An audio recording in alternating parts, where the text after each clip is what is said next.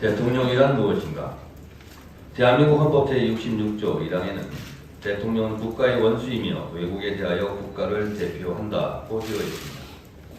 대통령 선거 때는 한 정당의 후보로 경쟁하지만 대통령 당선 이후에는 국가 전체의 이익과 국민 전체의 자유와 복리 증진의 의무가 주어집니다. 대통령 취임 선서에서도 그렇게 써 있습니다. 국민 전체의 대통령입니다. 현직 대통령은 한 정당의 대표가 아니라 국가의 대표이므로 헌법 제7조는 공무원의 정치적 중립을 규정하고 있습니다. 정치적 중립 의무를 위반할 때는 처벌을 받습니다. 노무현 대통령은 정치적 중립성을 위반했다고 하여 탄핵까지 당했습니다. 대통령의 정치적 중립을 심하게 문제 삼으며 탄핵까지 몰고 간 정당이 지금 국민의힘 전신인 한나라당이었음을 국민의힘도 잘 알 것입니다. 대통령의 정치적 중립 의무가 이렇게 중요합니다. 어제 국민의힘 의원 워크숍에 참석한 윤석열 대통령은 오늘 여러분을 보니 정말 스트레스가 풀리고 힘이 난다. 우리가 한 놈이 돼서 나라를 지키고 개혁하자. 한 몸으로 뼈가 빠지게 뛰겠다 라며 제가 좀 욕먹겠다 며 술도 마셨다고 합니다.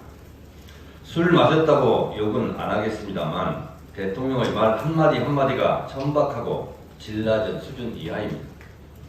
못 살겠다고 아우성인 국민들의 스트레스는 아랑곳하지 않고 정말 국민의힘 의원들을 보니 스트레스가 풀렸습니까? 김건희 특검에 이어 최상병 특검 재의결 시 부결표를 던져 일시적으로 해방감을 느껴 스트레스가 풀리셨습니까? 국민의힘 의원들과 한 몸을 강조하셨던데 윤석열 대통령의 눈에는 총선에서 참패한 여당만 생각합니까? 국민의힘 지지자보다 훨씬 더 많은 국민과 국민의힘 의석보다 훨씬 더 많은 의석수를 가진 야당은 눈에 안 보이십니까? 국민의힘하고만 한 몸이 되면 국가와 국민이 행복해집니까?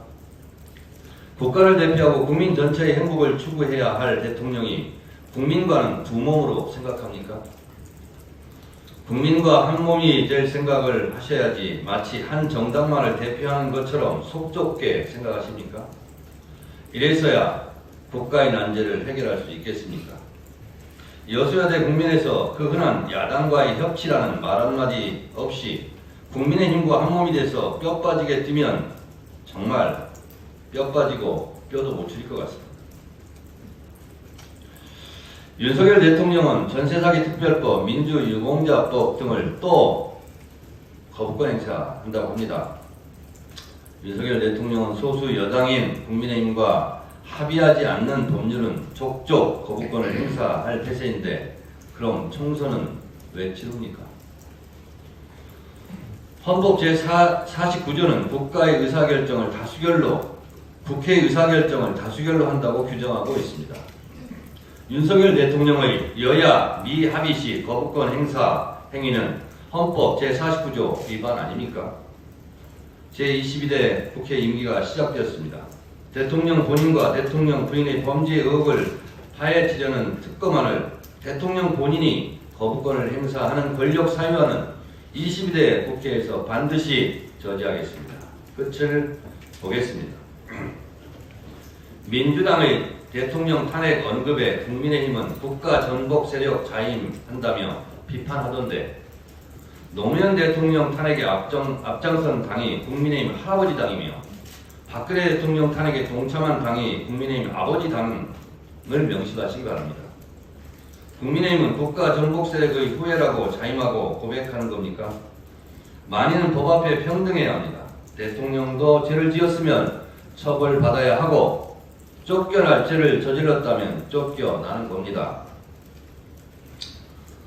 대통령의 정치적 중립성을 문제 삼으며 노무현 대통령을 탄핵했던 분들께 묻습니다. 정치적 중립성보다 훨씬 더 심한 본인 연루 의혹사건 거부권 행사 권력 사유화는 어떻게 해야 되겠습니까? 이승만 대통령도 쫓겨나 망명까지 하지 않았습니까? 박근혜 대통령은 탄핵되고 감옥까지 가지 않았습니까? 박근혜 대통령을 감옥에 보낸 사람이 윤석열 검사 아니었습니까? 국민의힘은 윤석열 대통령과 한몸이 돼서 끝까지 윤석열을 지키십시오. 저는 국민과 한몸이 돼서 국민을 지키겠습니다. 다음으로 박찬대